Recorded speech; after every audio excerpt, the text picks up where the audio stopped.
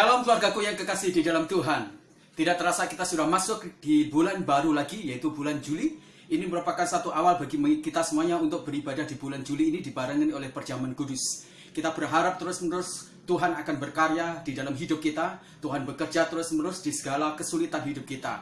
Yakini ketika Tuhan menyertai kita, akan ada banyak babak-babak baru kehidupan kita bersama-sama Tuhan dalam segala keajaibannya. Sebelum kita mendengarkan kebenaran firman Tuhan, mari kita berdoa bersama-sama.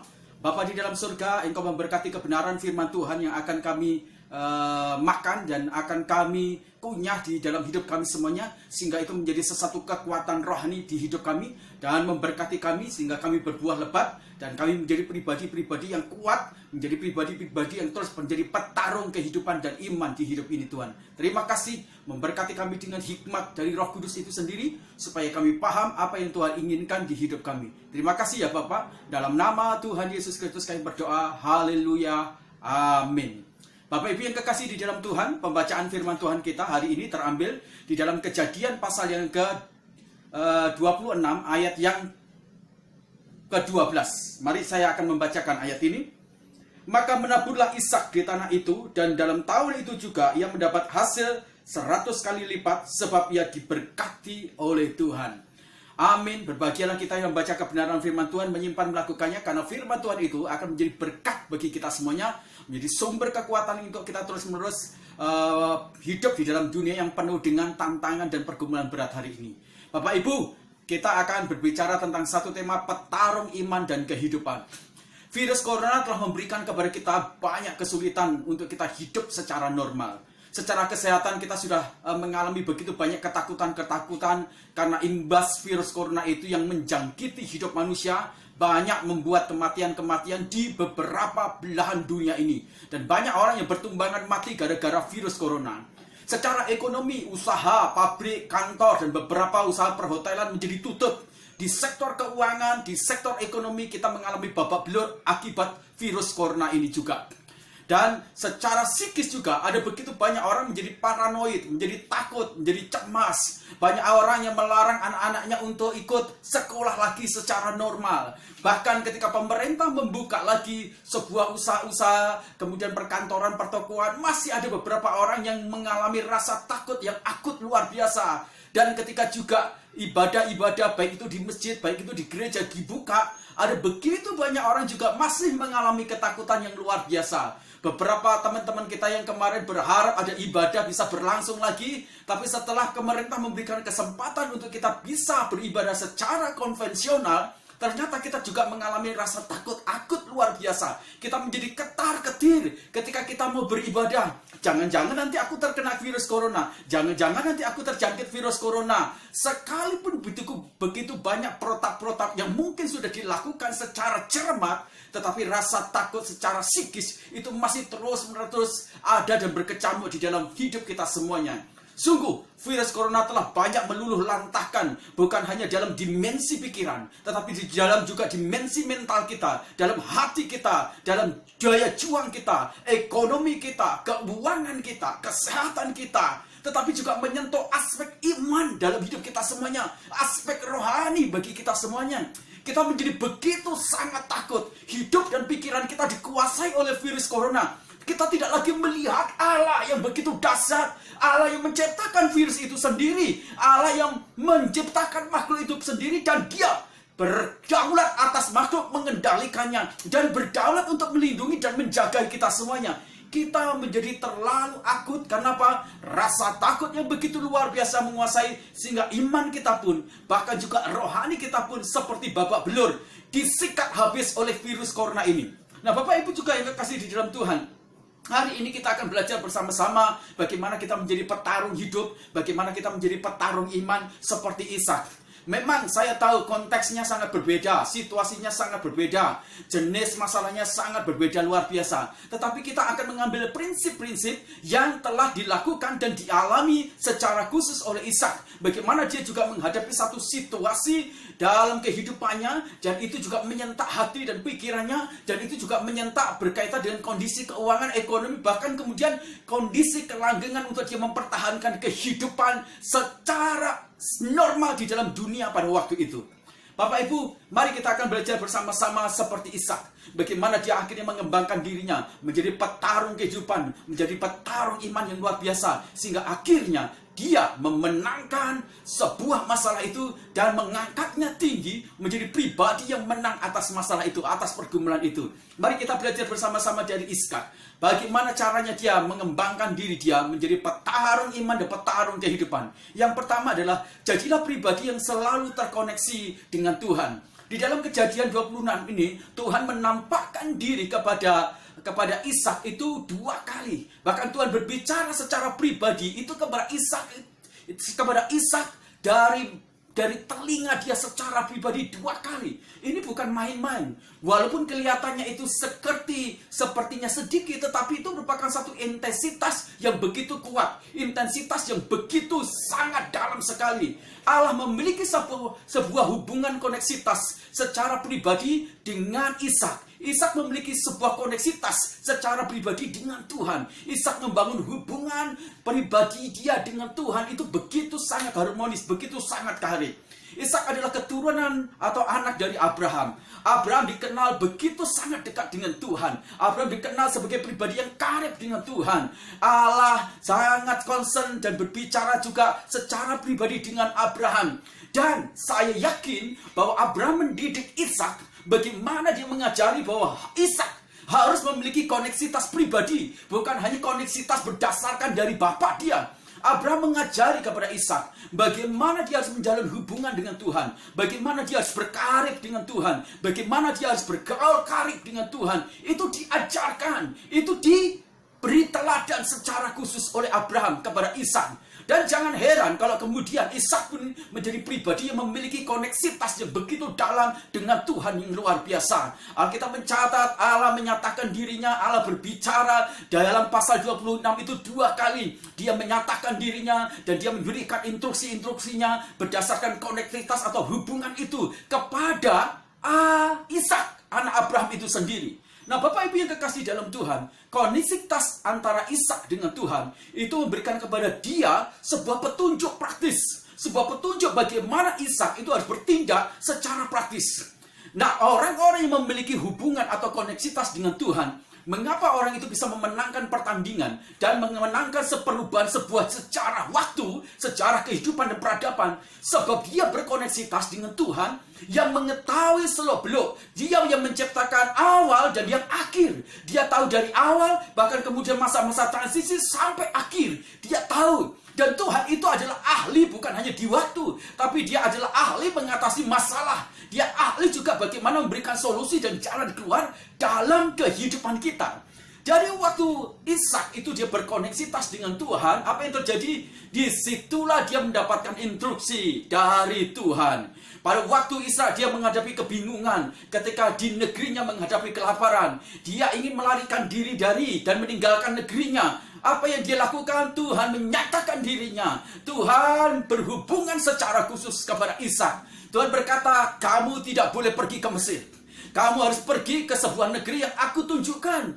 Negeri itu adalah negeri Gerar atau negeri Filistin. Satu negeri yang ternyata juga menghadapi satu pandemi yang sama-sama kelaparan, kekeringan, masa paceklik juga yang berkepanjangan. Tapi Ishak dengar instruksi dari Tuhan. Nah, Bapak Ibu, di ujung setiap keputusan-keputusan kita, di antara percabangan, di antara pilihan-pilihan yang tidak mengenakan, di antara pilihan-pilihan planning A, B, C, dan D, dan semua, kita butuhkan satu koneksitas dengan Tuhan yang membuat kita semuanya bisa mengerti jalan-jalan yang harus kita tempuh. Ingat satu film Mandarin yang berhubungan 2 saudara, mereka memiliki kemampuan untuk menjadi pembunuh bayaran. Satu saudara itu dia memberikan satu koneksitas, dia bermain ahli di high-tech, di komputer. Selama saudaranya itu pergi melakukan tugas, selalu saudaranya terkoneksitas dengan kemudian alat teknologi yang ada di telinga dia. Kemudian saudaranya yang menguasai high-tech itu, dia mendesain semua gedung-gedung atau tempat-tempat itu semuanya di laptop dia. Jadi dia berikan petunjuk instruksi bagaimana menyelamatkan diri, bagaimana jalan keluarnya. Kalau kita juga berkoneksitas dengan Tuhan, Tuhan akan memberikan kepada kita semuanya. Jalan-jalan yang harus kita tempuh, jalan-jalan yang harus kita ikutin, jalan-jalan dan hidup yang benar-benar bisa menopang kehidupan kita. Dan bukan hanya itu, ketika Ishak dia berada dalam satu persimpangan juga hati dia, apa yang harus dia kerjakan. Kalau dia ada di daerah Gerar atau daerah Filistin, Tuhan berkata secara khusus juga kemudian kepada Ishak, memberikan instruksi secara khusus. Instruksinya apa? Ishak, kau harus menabur. Dan Bapak Ibu yang kekasih di dalam Tuhan, tapi itulah bagian ketika kita bisa menikmati koneksitas dengan Tuhan. Koneksitas dengan Tuhan itu yang menolong kita semuanya, memberikan kepada kita sebuah pencerahan, apa yang harus kita pilih, apa yang kita ambil keputusan-keputusan, apa yang harus kita kerjakan, di mana kita harus pergi, di mana posisi kita semuanya. Instruksi yang datang dari Tuhan dan dihasilkan dari koneksitas itu yang membawa kita semuanya untuk menjadi pribadi yang betul-betul aman luar biasa. Bapak Ibu, koneksitas dengan Tuhan itu bukan merupakan sebuah kegiatan. Koneksitas dengan Tuhan itu merupakan satu hubungan yang dipenuhi dengan cinta kasih yang sangat dalam luar biasa. Itu luar biasa. Saya jadi teringat salah satu teman pada waktu saya masih di Surabaya. Ya, pada waktu dia tinggal di sebuah tempat di daerah Madura, Bapak Ibu, ketika garam lagi harganya turun luar biasa, dan teman ini sedang mencari satu usaha apa yang akan dia kembangkan. Dia mengalami satu frustasi yang luar biasa karena sudah mau mencoba dari berbagai bisnis apapun juga dia gagal. Satu hari dia berdoa bersama-sama dengan saya, terus berdoa, dan apa yang terjadi? Tuhan memberikan kepada dia satu petunjuk bahwa dia harus membeli sebuah tempat, gudang atau garam atau tempat tambak garam itu yang sudah seperti pilot begitu, dia beli. Dan apa yang terjadi? Ketika dia mengikuti instruksi dari Tuhan, ketika dia mendapatkan sebuah petunjuk dari Tuhan, ketika dia berdoa dan dia beli, akhirnya dia menjadi seorang bisnismen garam yang luar biasa. Tuhan menyatakan kepada kita semuanya untuk menjadi petarung-petarung iman dalam kehidupan dengan cara kita menjadi pribadi yang selalu berkoneksitas dengan Tuhan Allah kita. Itu yang pertama, Bapak Ibu. Yang kedua, bagaimana kita belajar dari Ishak menjadikan dirinya menjadi seorang petarung iman dan pesarung kehidupan ini. Yang kedua, jadilah pribadi yang berkarakter baik, Bapak Ibu yang kekasih dalam Tuhan. Pada waktu Ishak mendengar instruksi dari Tuhan untuk tidak pergi ke Mesir, ia taat. Padahal Mesir pada waktu itu adalah satu pilihan yang sangat menguntungkan, satu pilihan yang pasti akan diambil oleh kebanyakan orang. Kenapa? Menurut logika, memang Mesir pada waktu itu merupakan satu negeri yang sangat makmur, satu negeri yang memiliki kemampuan ekonomi yang luar biasa bagus. Di sana pertaniannya bagus, aliran air dari sungai Nil yang begitu melimpah. Jadi itu merupakan satu hal yang pasti akan dicari dan dipilih orang. Dan waktu Ishak dia berusaha untuk pergi ke Mesir, itu ditangkap hatinya oleh Tuhan. Dan Tuhan berkata kepada Ishak, Ishak, jangan pergi ke Mesir, tapi kau pergi ke negeri yang aku tunjukkan. Dan akhirnya Ishak dia turut. Sekalipun dia lihat di kota yang ditunjukkan oleh Tuhan, itu adalah satu kota atau negeri orang Filistin, Gerar, satu kota yang begitu mengalami kekeringan. Kalau dibandingkan dengan Mesir, merupakan satu kota yang jauh sekali. Tapi apa yang dialami oleh Ishak? Sama sekali tidak ada keluhan, sama sekali tidak ada perbantahan, sama sekali tidak ada caci makian, sama sekali tidak ada sesuatu yang berusaha menyalahkan Tuhan. Ishak tidak berkata, Tuhan, mengapa kau pilihkan aku tempat yang sangat kering? Tuhan, mengapa kau pilihkan aku satu tempat? Justru ketika aku pergi dari tempat kampungku atau negeriku yang sedang berada dalam situasi paceklik dan kemarau, aku harusnya pergi ke Mesir. Di sana ada sesuatu yang aku harapkan, di sana ada sesuatu yang aku inginkan. Tapi sekarang diberikan tanah Gerar yang kering. Dan ini luar biasa. Alkitab tidak mencatat bahwa Ishak itu mengeluarkan umpatan-umpatan cacian atau kemudian menyalahkan Tuhan di balik segala situasi yang sedang terjadi di kehidupan dia. Sekalipun Tuhan menuntun dia di satu tempat yang namanya Gerar, sebuah tanah juga yang mengalami paceklik, kemarau panjang juga. Tapi Ishak memilih untuk berdiam diri, mempercayai Tuhan, dan dia tidak menjadi buruk di dalam karakter dia.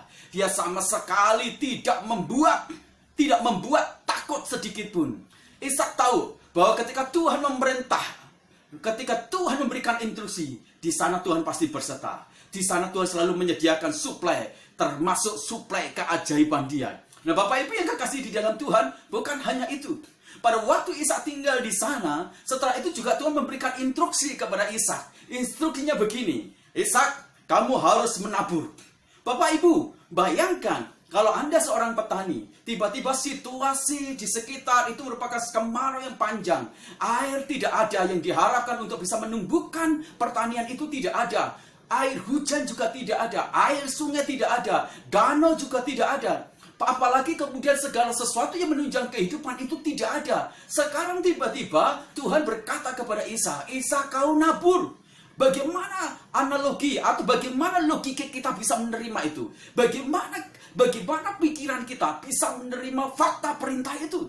Saya yakin kalau kita bukan Ishak, kita pasti akan menggerutu. Pasti kita juga akan mungkin tidak percaya. Pasti juga kita tidak akan lakukan. Pasti kita tidak akan taat. Kenapa? Nggak masuk akal, tidak lumrah. Bagaimana kita disuruh menabur di tempat kering, tidak ada air, musim kemarau yang berkepanjangan, paceklik. Tapi ingat, lihat baik-baik. Apa yang dilakukan oleh Ishak? Ishak melakukan perintah Tuhan dengan segenap hati dia.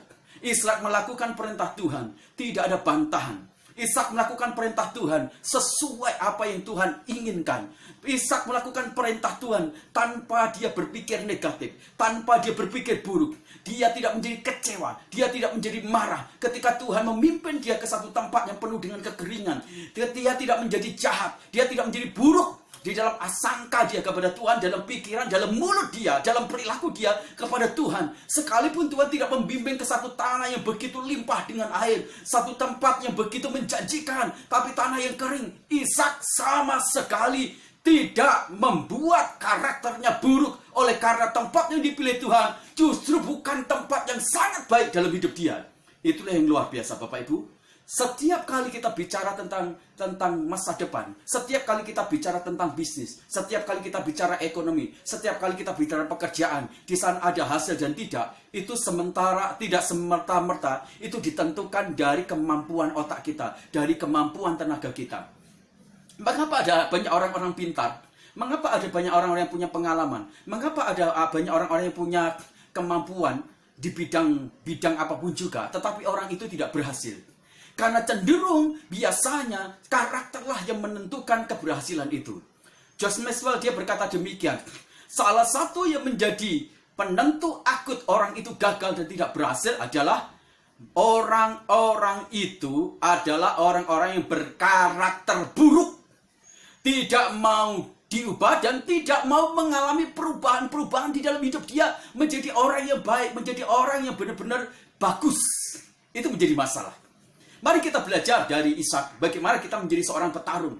Mari kita belajar menjadi Ishak, bagaimana dia memenangkan masa depan dia, menjadi petarung iman dan petarung kehidupan. Jadilah pribadi yang terus-menerus bertahan di dalam karakter yang baik di dalam hidup kita semuanya.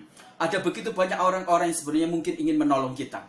Ada begitu banyak orang-orang yang mungkin seringkali akan jadi mitra kita. Memberikan dukungan secara finansial. Memberikan dukungan mungkin supply secara jasmani atau mungkin bidang-bidang apapun juga. Tetapi mengapa kemudian mereka berlari, mereka menjauh dari hidup kita? Seringkali karakter kita yang buruk. Itu yang menjadi penyebab.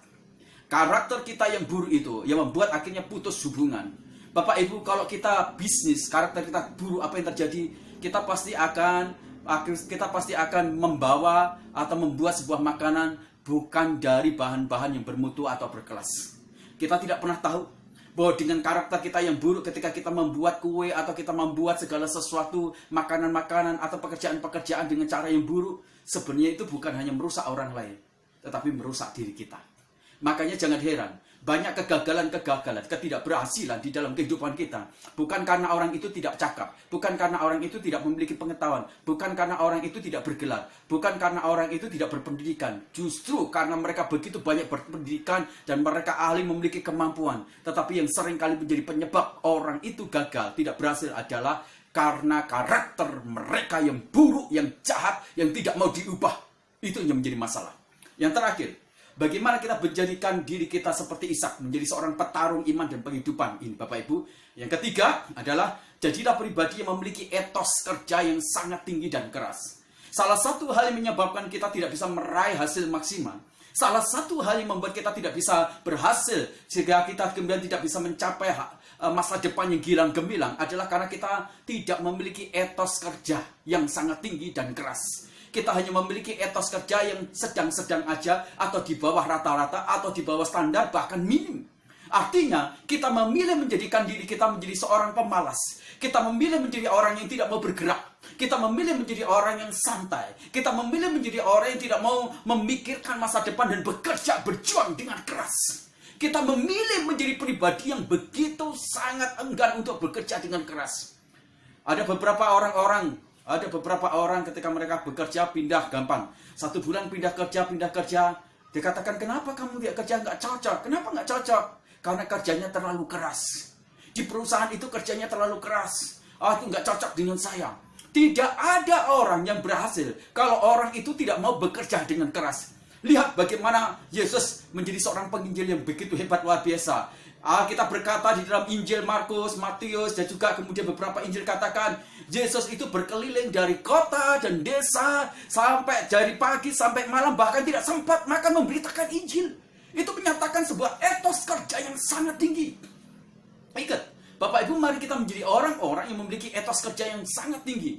Alkitab di dalam Kejadian pasal yang ke-26 ayat 12 tadi dikatakan, pada tahun itu juga kemudian Ishak menabur, dan pada tahun itu juga dia menuai dengan hasil yang berlipat kali ganda dan melimpah. Pengen berhasil? Pengen kaya? Pengen memiliki masa depan yang cukup? Pengen menjadi pribadi yang kemudian tercukupi dalam segala sesuatu, tetapi tidak berani kerja keras, tetapi menjadi malas, pengennya santai, tidak mau ikutin proses, tidak mau dididik, tidak mau diajar. Mimpilah kamu. Alkitab menjelaskan kepada kita semuanya, orang-orang yang bisa meraih masa depan, yang menjadi petarung kehidupan dan iman, adalah orang-orang yang memiliki etos kerja yang sangat tinggi. Bapak Ibu, ada beberapa orang-orang yang meminta pekerjaan lewat saya dan saya berikan. Saya cukup menjadi kecewa. Kenapa? Karena justru orang-orang Kristen ketika mereka bekerja di perusahaan, mereka menjadi orang-orang yang justru menjadi batu sandungan. Malasnya nggak keturunan, kerjanya maunya santai, selalu pengen pulang cepat dengan alasan pelayanan, tidak bertanggung jawab terhadap tugas-tugasnya. Ini bikin ironis sehingga mereka semuanya mengalami kegagalan-kegagalan, sehingga para pemilik bisnis itu pun harus mengeluarkan mereka karena tidak memiliki etos kerja tinggi. Alkitab menjelaskan kepada kita semuanya bahwa Ishak itu mulai menabur di tahun itu juga. Nah, Alkitab menjelaskan kepada kita semuanya, Ishak menabur pada tahun itu juga. Kita tidak tahu, ini merupakan satu proses waktu, sampai kemudian Tuhan juga berkata, maka dia menuai pada tahun itu juga. Nah, kita nggak tahu pada tahun itu, bilangan waktunya, kuantitas waktunya, apakah itu 3 bulan? Apakah itu 4 bulan? Apakah itu 5 bulan, 6 bulan, 7 bulan? Kita tidak tahu. Tapi yang pasti, di tahun itu merupakan bicara tentang sebuah proses. Itu bicara tentang bagaimana Ishak harus menabur. Mustahil apa yang ditabur itu akan hidup. Mustahil apa yang ditabur itu kemudian akan berkembang kalau tidak dirawat, kalau tidak diperhatikan, kalau tidak disirami, kalau tidak diberi pupuk, kalau tidak ditangani. Artinya, di proses waktu itulah Ishak bekerja dengan keras luar biasa. Dia benar-benar memperhatikan tanaman yang dia tabur. Bagaimana dia cari air. Mungkin dia upayakan sedemikian rupa. Jarak yang begitu jauh. Mungkin dia angkut air sedemikian rupa. Capeknya luar biasa. Tapi itu yang dilakukan Ishak. Di proses itulah, maka Ishak bekerja keras. Etos kerjanya sangat tinggi. Orang-orang yang malas, engkau tidak akan mendapatkan sebuah masa depan. Orang-orang yang berani mencoba, menjadi petarung dan terus-menerus menggumuli, mencoba terus-menerus, engkau pasti akan memiliki masa depan. Selamat buat Sela yang sudah berani mencoba untuk membuat sebuah usaha di bisnis kue. Ketika engkau bekerja keras, ketika engkau punya koneksitas dengan Tuhan, ketika engkau berkarakter baik di dalam bisnismu, Tuhan akan membawa bisnis kuemu itu akan makin hari makin besar. Pertahankan kualitasmu, pertahankan nama baikmu. Pertahankan rasamu, pertahankan hargamu. Jangan sampai pelangganmu menjadi kecewa. Jangan sampai pelangganmu itu kemudian kehilangan sesuatu yang sudah kau tanamkan standarnya. Pertahankan, lebihkan itu semuanya. Saya yakin Sion kuemu akan menjadi besar, luar biasa. Terus punya etos kerja yang tinggi, selalu berani uji coba. Jangan pernah takut untuk capek. Sebab bagi orang-orang yang bekerja keras, hasil tidak pernah menipu kerja keras. Masa depan tidak pernah menipu orang-orang yang memiliki etos kerja yang sangat tinggi. Mari menjadi pribadi yang terus memiliki etos kerja yang keras, yang luar biasa. Paulus berkata, kalau orang tidak mau kerja keras, kalau orang tidak mau kerja, jangan makan. Kenapa? Tidak mungkin orang yang bisa bekerja, tidak bekerja, dia bisa makan. Mengharapkan belas kasih dari orang lain, berapa lama bisa bertahan? Maka kerja keras. Belajarlah jadi semut. Dalam segala aspeknya bagaimana mereka memiliki etos kerja yang sangat tinggi. Kerja keras luar biasa. Bapak Ibu, ada begitu banyak cerita yang tak sedap dari beberapa pengusaha-pengusaha Kristen. Dia berkata, pada waktu bertemu dengan saya di pelayanan full gospel yang seringkali saya diundang, dia berkata demikian. Mempekerjakan orang-orang Kristen sering membuat saya menjadi kecewa luar biasa. Etos kerja mereka begitu sangat rendah. Mereka mau enak saja. Mereka mau nyantai, gajinya mau besar, suka ngeluh, banyak gak masuk dengan alasan-alasan pelayanan. Dan ini seringkali membuat akhirnya orang-orang menjadi tidak percaya dengan etos kerja Kristen. Mari kita menjadi orang-orang yang memenangkan masa depan kita dengan cara kita menjadikan diri kita menjadi petarung iman, menjadi petarung kehidupan ini. Yang pertama, bangunlah koneksitas dengan Tuhan. Yang kedua, jadilah pribadi yang berkarakter baik. Dan yang ketiga, jadilah pribadi yang memiliki etos kerja yang sangat tinggi dan sangat keras. Mari kita renungkan kebenaran firman Tuhan hari ini. Supaya di hari-hari di mana COVID itu sepertinya mungkin menghambat setiap kehidupan ekonomi, keuangan kita, bisnis kita. Tapi kalau kita punya 3 hal prinsip yang dimiliki oleh Ishak, saya yakin kita semuanya pasti akan keluar dari segala pernak-pernik tantangan dan rintangan. Dan Anda pasti akan menjadi orang yang berhasil. Terus bekerja dengan sesuatu kekuatan rohani, iman, juga etos kerja yang tinggi, karakter yang baik, juga dengan koneksitas dengan Tuhan. Mari kita berdoa sebelum kita memasuki perjamuan kudus. Bapak, terima kasih untuk kebenaran firman-Mu yang memberkati firman-Mu, supaya itu terus-menerus mengolah hidup kami, menjadi berkat bagi kami semuanya. Tuhan, sebentar kami akan memasuki perjamuan kudus. Tuhan, sucikan, kuduskan kami semuanya, supaya kami layak untuk masuk dalam perjamuan kudus ini. Dalam nama Tuhan Yesus Kristus kami berdoa. Haleluya. Amin.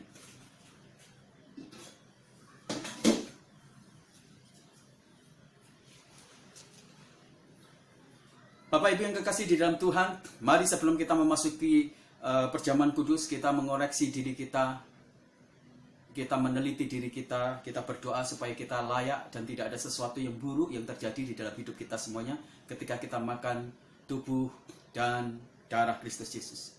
Mari kita menyeleksi diri kita berdoa sementara sebelum kita masuki.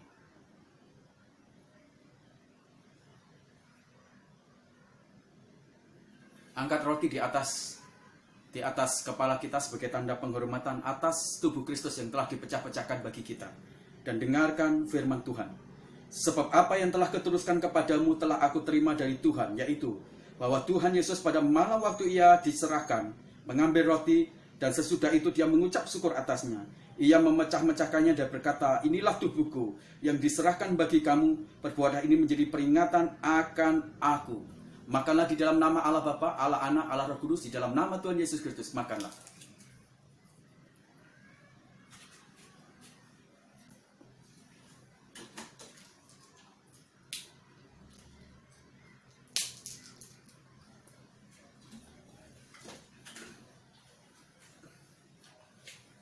Mari kita mengangkat anggur di atas kepala kita sebagai tanda atas penghormatan atas darah Kristus yang telah dicurahkan sampai habis untuk kita semuanya, sehingga kita menjadi hidup karena darah Kristus itu sendiri.